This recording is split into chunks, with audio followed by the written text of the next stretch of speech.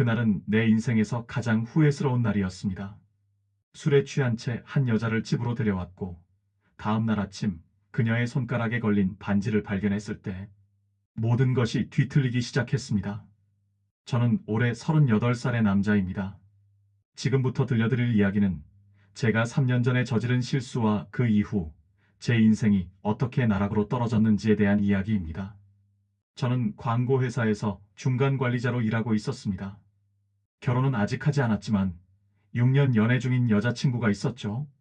우리는 올해 결혼을 앞두고 있었고 모든 것이 순조롭게 진행되는 듯 했습니다. 그날은 금요일이었습니다. 회사에서 중요한 프로젝트를 마무리하고 동료들과 회식을 하는 자리였습니다. 평소에는 과하게 마시지 않는 편이었지만 그날은 프로젝트 성공의 기쁨과 함께 스트레스가 한꺼번에 풀리는 기분이었습니다. 그렇게 평소보다 많은 양의 술을 마셨고 그것이 첫 번째 실수였습니다. 회식 자리에는 저희 팀뿐만 아니라 협업했던 다른 팀 사람들도 있었습니다. 그 중에 한 여성이 있었는데 그녀는 마케팅 팀에서 일하는 직원이었습니다. 이름은 지금도 기억나지 않습니다. 아니, 어쩌면 기억하기 싫은 것인지도 모르겠습니다. 그녀는 30대 초반으로 보였고 화려하다고 할 만큼 예뻤습니다. 회식 자리에서 우연히 옆자리에 앉게 되었고 대화를 나누다 보니 생각보다 공통 관심사가 많았습니다. 음악 취향도 비슷했고 좋아하는 영화 장르도 같았죠. 술이 거듭될수록 우리 사이의 거리는 가까워졌고 그녀의 향수 냄새와 웃음소리가 제 정신을 흐리게 했습니다. 회식이 끝나갈 무렵 그녀가 먼저 제안했습니다. 2차 갈래? 나도 오늘 스트레스 너무 쌓여서 풀고 싶어. 정신이 있었다면 거절했어야 했습니다. 아니, 아예 그 회식 자리에 참석하지 말았어야 했는지도 모릅니다. 하지만 이미 취기가 오른 상태에서 저는 그녀의 제안을 받아들였고 우리는 둘만 근처 술집으로 향했습니다. 2차에서도 우리는 계속 술을 마셨고 대화는 점점 더 사적인 영역으로 넘어갔습니다. 그녀는 자신의 회사 생활이 얼마나 스트레스를 주는지, 얼마나 외로운지에 대해 이야기했습니다. 저도 평소에 하지 않던 이야기들을 꺼내놓기 시작했습니다. 여자친구와의 사소한 갈등, 미래에 대한 불안감 같은 것들이었죠. 술집을 나온 시간은 새벽 1시가 넘어서였습니다. 택시를 잡으려는데 그녀가 말했습니다. 집이 어디야? 근처면 같이 타고 갈까? 제가 동네 이름을 말하자 그녀는 웃으며 대답했습니다. 와, 진짜? 나도 거기 근처 살아. 같이 가자. 택시 안에서도 우리의 대화는 계속되었고 어느새 그녀의 손이 제 손 위에 올라와 있었습니다. 그 순간 제가 해야 할 일은 분명했습니다. 정중하게 그녀의 손을 치우고 택시에서 각자의 집으로 헤어졌어야 했습니다. 하지만 술 기운과 순간의 감정에 휩쓸린 저는 그녀를 제 집으로 초대했습니다. 집에 도착해서도 우리는 술을 더 마셨습니다. 제 냉장고에 있던 맥주를 꺼내 마시면서 소파에 나란히 앉아 대화를 이어갔습니다. 그리고 일이 일어났습니다. 그녀가 먼저 다가와 키스를 했고 저는 거부하지 않았습니다. 오히려 응했죠. 그 순간 제 머릿속에는 6년 연애한 여자친구도 곧 다가올 결혼식도 없었습니다. 오직 눈앞에 그녀뿐이었습니다. 다음 날 아침 강한 두통과 함께 눈을 떴을 때 옆에는 낯선 여자가 누워 있었습니다. 순간 어제 일이 플래시백처럼 스쳐 지나갔고 엄청난 죄책감이 밀려왔습니다. 조용히 침대에서 일어나 화장실로 향했습니다. 거울 속 제 모습은 참담했습니다. 충혈된 눈, 부은 얼굴, 그리고 무엇보다 배신자가 된 제 자신을 마주하는 것이 가장 괴로웠습니다. 물로 세수를 하고 나왔을 때 그녀는 이미 깨어나 침대에 걸터 앉아 있었습니다. 어색한 미소를 지으며 인사를 건넸습니다. 그 순간 제 눈에 들어온 것은 그녀의 왼손 약지에 반짝이는 결혼 반지였습니다. 너 결혼했어? 당황한 제 물음에 그녀는 잠시 침묵했다가 담담하게 대답했습니다. 응, 3년 됐어. 그 순간 제 다리에 힘이 빠졌습니다. 소파에 털썩 주저앉으며 머리를 감싸쥐었습니다. 이중의 배신이었습니다. 저는 여자친구를 배신했고 그녀는 자신의 남편을 배신했습니다. 최악의 상황이었습니다. 왜 말 안 했어? 어젯밤에. 제 질문에 그녀는 어깨를 으쓱했습니다. 내가 물어보지 않았잖아. 그리고 우리 둘 다 그냥 하룻밤 즐기고 싶었던 거 아니었어? 그녀의 차가운 대답에 등골이 오싹해졌습니다. 맞는 말이었습니다. 저도 알면서 그녀를 집에 데려왔고 일을 벌였습니다. 하지만 그녀가 결혼한 여성이라는 사실은 몰랐습니다. 알았다면 정말 달라졌을까요? 지금 생각해보면 그때의 저는 어떤 사실도 제 행동을 막지 못했을 것 같습니다. 그녀는 서둘러 옷을 갈아입고 화장을 고쳤습니다. 마치 일상적인 아침 준비를 하는 것처럼 자연스러웠습니다. 그 모습을 보며 이게 처음이 아닐 수도 있겠다는 생각이 들었습니다. 혹시 이런 적 많아? 제 질문에 그녀는 화장을 하다 말고 거울 속으로 제 눈을 바라보았습니다. 너무 궁금해? 알아서 뭐 하게? 다시 화장에 집중하며 그녀가 말을 이었습니다. 난 행복한 결혼 생활 같은 거 없어. 그냥 각자의 삶을 살고 있을 뿐이야. 가끔 이렇게 스트레스 풀면 오히려 집에서 웃으면서 지낼 수 있어. 그 말을 듣는 순간 제 안에 뭔가가 무너지는 느낌이었습니다. 결혼이라는 것, 사랑이라는 것에 대한 환상이 깨지는 소리였을까요? 아니면 제가 얼마나 큰 실수를 저질렀는지 깨닫는 순간이었을까요? 그녀는 준비를 마치고 현관으로 향했습니다. 떠나기 전 제게 말했습니다. 어제 즐거웠어. 연락처 교환할까? 제가 당황해하자 그녀는 웃으며 덧붙였습니다. 농담이야. 서로 잊자고. 이런 건 한 번으로 충분해.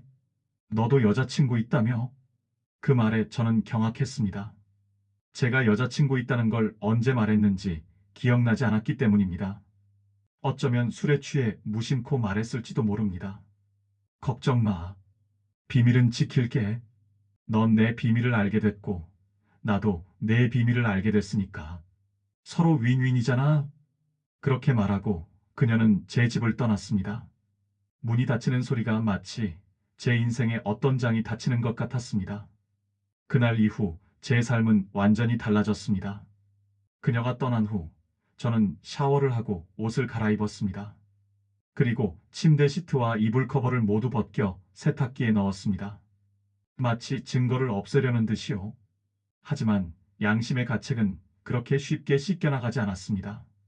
그날 오후 여자친구에게서 전화가 왔습니다. 주말에 웨딩홀을 보러 가자는 내용이었습니다. 그녀의 목소리를 들으며 저는 눈물을 참을 수 없었습니다. 하지만 아무것도 말하지 않았습니다. 그저 응, 그래라고 대답했을 뿐입니다. 그 주말 저희는 웨딩홀을 둘러보았습니다. 여자친구는 결혼식 날짜와 장소를 정하는 것에 들떠 있었고 저는 가식적인 미소를 지으며 그녀의 말에 맞장구 쳤습니다. 내내 죄책감에 시달렸지만 진실을 말할 용기가 없었습니다. 그렇게 일주일이 지나고 2주가 지났습니다. 배신의 기억은 조금씩 희미해지는 듯 했지만 제 양심은 계속해서 저를 괴롭혔습니다.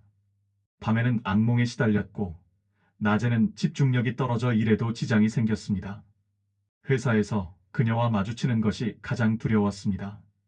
다행히도 부서가 달라 자주 마주치지는 않았지만 가끔 복도나 엘리베이터에서 마주칠 때면 심장이 터질 것 같았습니다. 그녀는 마치 아무 일도 없었다는 듯이 행동했습니다. 가끔 마주칠 때 가볍게 인사를 하고 지나갈 뿐이었습니다. 그 태연함이 저를 더욱 불안하게 만들었습니다. 정말로 그녀는 이런 일에 익숙한 것일까? 아니면 저보다 더 강한 사람인 것일까? 한 달쯤 지났을 때 회사 메신저로 그녀에게서 메시지가 왔습니다. 오늘 퇴근 후에 잠깐 볼 수 있을까? 심장이 멎는 것 같았습니다. 거절하고 싶었지만 그럴 수 없었습니다.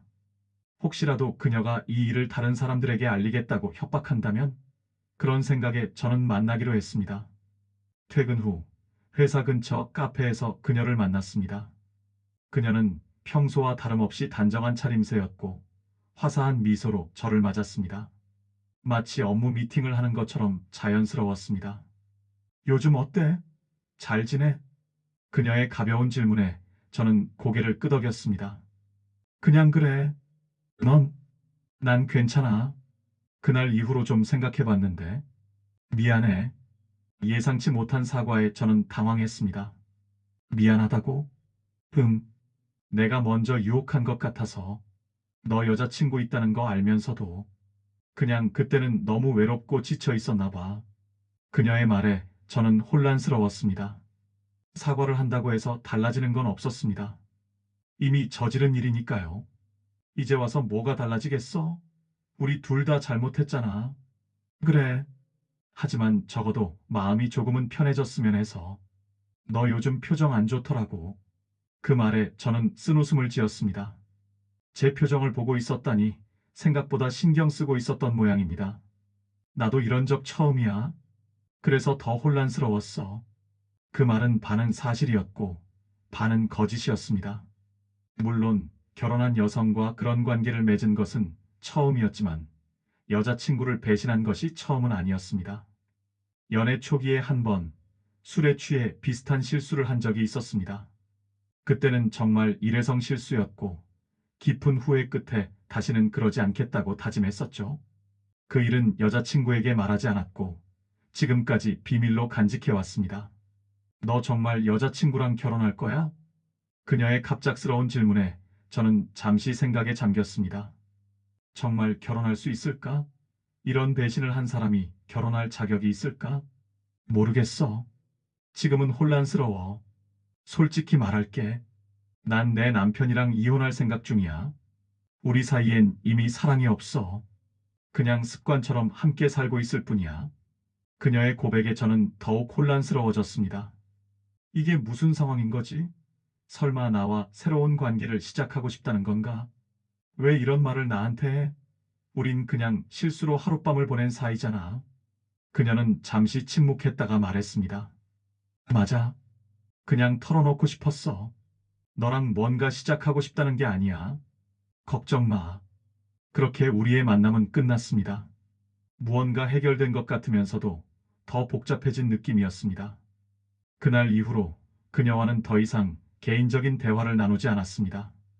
회사에서 마주치면 그저 동료로서 인사만 나눌 뿐이었습니다. 시간이 흐르고 결혼 준비는 계속되었습니다. 여자친구는 웨딩드레스를 고르고 청첩장 디자인을 고르는데 바빴고 저는 그런 그녀를 지켜보며 괴로워했습니다. 매일 밤 고백해야 할까 말아야 할까라는 생각으로 잠 못 이루었습니다. 결혼 2달 전 저는 결국 모든 것을 털어놓기로 결심했습니다. 더 이상 이 거짓말과 함께 살 수 없었습니다. 여자친구를 만나 식사를 하면서 조심스럽게 말을 꺼냈습니다. 나 할 말이 있어.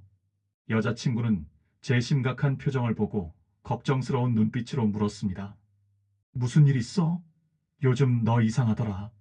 깊은 숨을 들이쉬고 저는 그날 있었던 일을 말했습니다. 회식 자리에서 만난 여자, 술에 취해 집에 데려온 것, 그리고 그녀가 결혼한 여성이었다는 사실까지 모든 것을 있는 그대로 말했습니다. 여자친구의 표정이 순간순간 변해갔습니다. 처음에는 믿기지 않는다는 표정, 그 다음에는 배신감, 그리고 마지막에는 깊은 상처와 분노가 뒤섞인 표정이었습니다. 6년이야. 우리가 함께한 시간이 6년이야. 그리고 결혼을 2달 앞두고 이런 말을 하는 거야? 여자친구의 목소리는 떨리고 있었습니다. 눈물이 그녀의 뺨을 타고 흘러내렸습니다. 정말 미안해. 이런 식으로 너를 배신할 생각은 없었어. 술에 취해서. 술 핑계 대지 마. 술을 마셨다고 해서 모든 것이 용서받을 수 있는 건 아니야. 내가 그런 선택을 한 거잖아. 그녀의 말은 날카로웠지만 사실이었습니다. 술은 핑계에 불과했고 제가 그런 선택을 한 것이었습니다. 그래, 내 말이 맞아. 내 잘못이야. 용서해달라는 말도 할 자격이 없다는 걸 알아. 그냥 진실을 알려주고 싶었어. 여자친구는 한동안 말없이 울었습니다. 저는 그저 그녀의 눈물을 지켜볼 수밖에 없었습니다. 마침내 그녀가 말했습니다. 결혼은 없어. 우리 관계도 여기까지야. 예상했던 말이었지만 실제로 듣게 되니 가슴이 찢어지는 것 같았습니다. 하지만 이 일을 제기할 권리는 없었습니다. 저는 고개를 숙이고 그녀의 결정을 받아들였습니다. 나 이제 갈게. 다시는 연락하지 마. 그렇게 말하고 그녀는 자리를 떠났습니다. 제가 사랑했던 여자, 함께 미래를 꿈꿨던 여자는 이제 제 인생에서 사라졌습니다. 모두 제 잘못이었습니다. 그 후의 날들은 악몽 같았습니다. 예약해둔 웨딩홀을 취소하고 청첩장을 보내지 않게 되었다는 소식을 양가 부모님께 알려야 했습니다. 물론 진짜 이유는 말하지 않았습니다. 그저 서로 맞지 않아서라는 애매한 이유를 댔을 뿐이죠. 친구들은 제가 무슨 잘못을 했냐고 물었지만 저는 대답하지 않았습니다. 그저 내 잘못이야 라고만 말했을 뿐입니다. 몇몇 가까운 친구들은 눈치를 챘는지 더 이상 묻지 않았고 그저 제 곁에서 위로해 주었습니다. 회사에서는 그녀를 계속 마주쳐야 했습니다. 처음에는 견디기 힘들었지만 시간이 지나면서 조금씩 무뎌졌습니다. 그녀도 제 상황을 알게 되었는지 더욱 조심스럽게 행동했습니다. 복도에서 마주치면 먼저 방향을 바꾸거나 엘리베이터에 제가 타고 있으면 다음 것을 기다리곤 했습니다. 그러던 어느 날 회사 화장실 앞에서 우연히 그녀와 마주쳤습니다. 피할 곳이 없었고 저희는 어색하게 인사를 나눴습니다. 안녕. 응, 안녕. 잠시 침묵이 흐른 후 그녀가 말했습니다. 들었어? 결혼 취소됐다고. 응, 그래. 미안해. 내 탓인 것 같아. 저는 고개를 저었습니다. 아니야. 내 탓이야. 나의 선택이었으니까. 그녀는 잠시 생각에 잠긴 듯 했다가 물었습니다. 후회해? 그 질문에 저는 솔직하게 대답했습니다. 매일매일 후회해. 하지만 이미 돌이킬 수 없잖아. 그녀는 고개를 끄덕였습니다. 나도 그래. 남편에게 말했어. 뭐라고? 우리 일을? 응. 모든 걸 털어놨어. 그리고 이혼하기로 했어. 충격적인 소식이었습니다. 그녀가 남편에게 우리의 일을 말했다니 생각지도 못한 일이었습니다. 왜 그랬어? 너처럼 더 이상 거짓말하며 살기 싫었어. 우리 부부 사이는 이미 오래전에 끝났지만 서로 인정하지 않았을 뿐이야. 이번 일이 그 끝을 인정하는 계기가 됐어. 그녀의 말에 뭐라고 대답해야 할지 몰랐습니다. 저와 그녀의 실수로 두 커플이 깨진 셈이었습니다. 네 사람의 인생이 완전히 바뀌어 버린 것이죠. 앞으로 어떻게 할 거야? 제 질문에 그녀는 쓴웃음을 지었습니다. 모르겠어. 일단 회사는 그만둘 생각이야. 이혼하고 새 출발하려고. 그렇구나. 너는? 나도. 모르겠어. 아직 정신을 못 차렸어. 그녀는 잠시 망설이다가 말했습니다. 우리 혹시 다시 만나볼래? 그 말에 저는 깜짝 놀랐습니다. 다시 만나다니 그게 무슨 의미지? 그건 좋은 생각이 아닌 것 같아. 우리 때문에 이미 두 사람이 상처받았어. 더 이상의 실수는 하고 싶지 않아.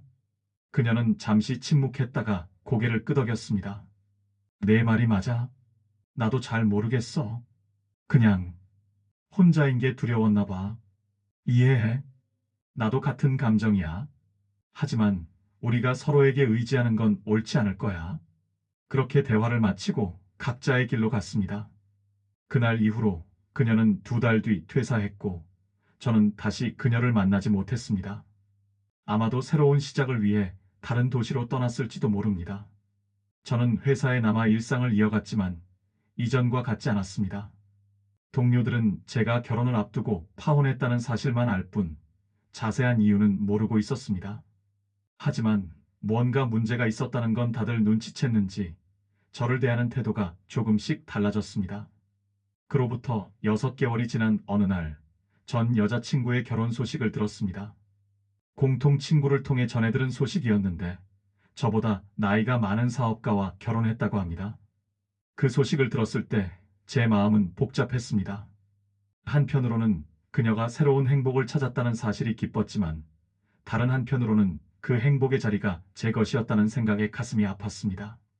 그날 밤 술에 취해 그녀에게 문자를 보냈습니다. 축하해. 행복하게 살아. 아침에 일어나 보낸 문자를 확인하고 후회했지만 이미 늦었습니다. 다행히도 그녀에게서 답장은 오지 않았습니다. 아마도 번호를 바꿨거나 아니면 일부러 무시한 것일 수도 있습니다. 어느 쪽이든 그게 최선이었습니다. 시간은 계속 흘러갔고 저는 조금씩 과거에서 벗어나기 시작했습니다. 취미 활동을 늘리고 운동을 시작했으며 일에 더 열중했습니다. 가끔 외로움이 찾아올 때면 그날 밤의 실수를 떠올리며 스스로를 단속했습니다. 다시는 그런 실수를 반복하지 않겠다는 다짐을 수없이 했습니다.